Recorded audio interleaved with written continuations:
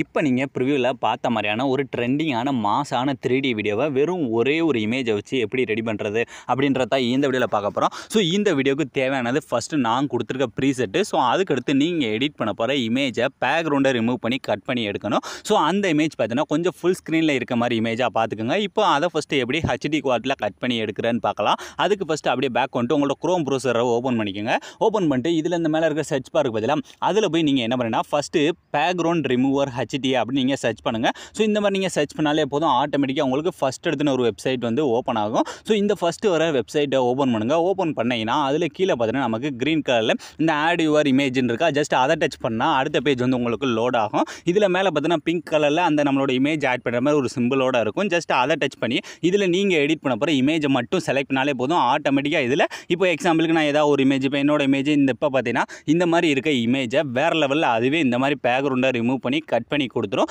இதில் பார்த்தீங்கன்னா நீங்கள் HD குவாலிட்டியில் கட் பண்ணிக்கலாம். ஸோ இந்த மாதிரி அது கட் பண்ணி கொடுத்ததுக்கப்புறம் இப்போ இந்த மேலே இருக்க டவுன்லோடு அப்படின்ற கொடுத்து இந்த இமேஜை ஃபஸ்ட்டு நீங்கள் டவுன்லோட் பண்ணிக்கோங்க. இப்போ நாம் எடிட் பண்ண போகிற இமேஜ் ரெடி ஆகிடுச்சா, இதுக்கடுத்து நான் கொடுத்துருக்க ப்ரீசெட்டு. ஸோ அந்த ப்ராஜெக்ட் அப்படின்றல போயிட்டு நான் கொடுத்துருக்க ப்ரீசெட் இருக்குது பதிலாக அதை ஃபஸ்ட்டு கரெக்டாக ஓப்பன் பண்ணிக்கோங்க.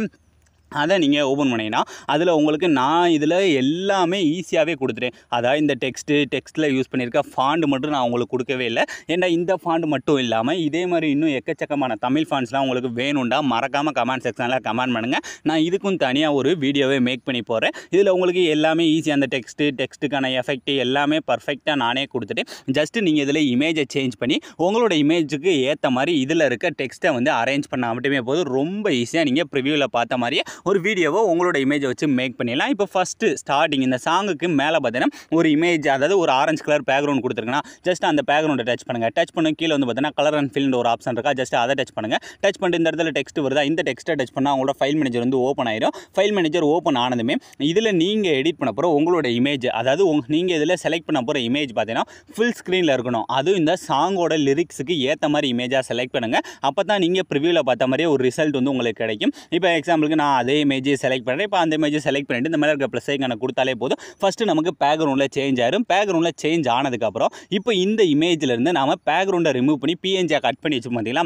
அதை வந்து சேஞ்ச் பண்ணணும். அதுக்கு அப்படியே அந்த லேயரோட டாப்புக்கு வந்துருங்க. டாப்பில் வந்தீங்கன்னா இந்த இடத்துல ஒரு ஆரஞ்சு கலர் லேயர் ஒன்று கொடுத்துருக்குன்னா ஜஸ்ட் அதை டச் பண்ணுங்கள். டச் பண்ணிட்டு அதே மாதிரியே கலர் அண்ட் ஃபீல். ஸோ அதே மாதிரியே டெக்ஸ்ட்டை டச் பண்ணால் ஃபைல் மேனேஜர் ஓப்பன் ஆயிரும். ஓப்பன் ஆனதுமே இப்போ அந்த இமேஜ்லேருந்து நம்ம பேக்ரவுண்டை தனியாக கட் பண்ணி எடுத்து வச்சுருந்தோம் பார்த்தீங்களா, அதை வந்து இந்த இடத்துல செலக்ட் பண்ண போகிறேன். இப்போ அந்த இமேஜ் நான் ஆல்ரெடி தனியாகவே கட் பண்ணி வச்சுருந்தேன். இப்போ அந்த இமேஜை நான் வந்து உங்களுக்கு அதே மாதிரி எடுத்துக்கிறேன். ஸோ இந்த மாதிரி ஃபஸ்ட்டு நீங்கள் எடிட் பண்ண போகிற இமேஜோட பேக்ரவுண்டை ஃபஸ்ட்டு கட் பண்ணி எடுத்துக்கோங்க. ஸோ இப்போ இந்த இமேஜை செலக்ட் பண்ணிக்கிறேன். ஸோ அதோட பேக்ரவுண்டை ரிமூவ் பண்ணி பிஎன்ஜியாக கட் பண்ணி வச்சுருக்கேன் பார்த்தீங்களா, அதை செலக்ட் பண்ணிட்டு இந்த மேலே ப்ளஸ் ஐக்கானை கொடுத்தாலே போதும். இப்போ பர்ஃபெக்டாக எல்லாமே நமக்கு ஆட் ஆயிரும். ஆட் ஆனதுக்கப்புறம் இப்போ இந்த லிரிக்ஸ் இருக்குது பார்த்தீங்களா, அந்த சைடில் இருக்க லிரிக்ஸ் எல்லாத்தையுமே உங்களோட இமேஜுக்கு ஏற்ற மாதிரி அரேஞ்ச் பண்ணணும். அது எப்படி பண்ணுறேன்னா ஃபஸ்ட்டு இந்த 3D ஆப்ஷனை வந்து நீங்கள் ஆன் பண்ணிக்கோங்க. ஆன் பண்ணால் தான் ப்ரிவியூ உங்களுக்கு எப்படி வருது நீங்கள் லைவாகவே பார்க்க முடியும். இப்போ ஃபஸ்ட்டு ஆன் பண்ணணும். இப்போ ஃபஸ்ட்டு டெக்ஸ்ட் பார்த்தீங்கன்னா எனக்கு கரெக்டாக இருக்கா, ஸோ இப்போ எனக்கு கரெக்டான ஸ்பேஸில் இருக்குது. இப்போ உங்களோட இமேஜுக்கு ஏற்ற மாதிரி அதை மாற்றணும்னா ஃபஸ்ட்டு அந்த டெக்ஸ்ட்டை டச் பண்ணி இந்த கீழே இருக்க மூவ் அண்ட் ட்ரான்ஸ்ஃபார்மில் போய் இப்போ எனக்கு இந்த இடத்துல இன்னும் கொஞ்சம் கீழே வேணும். ஸோ இல்லை அந்த டெக்ஸ்ட்டு ஃபுல்லாக தெரியும்னா அந்த மூணாவது இருக்க ஆப்ஷனில் போய்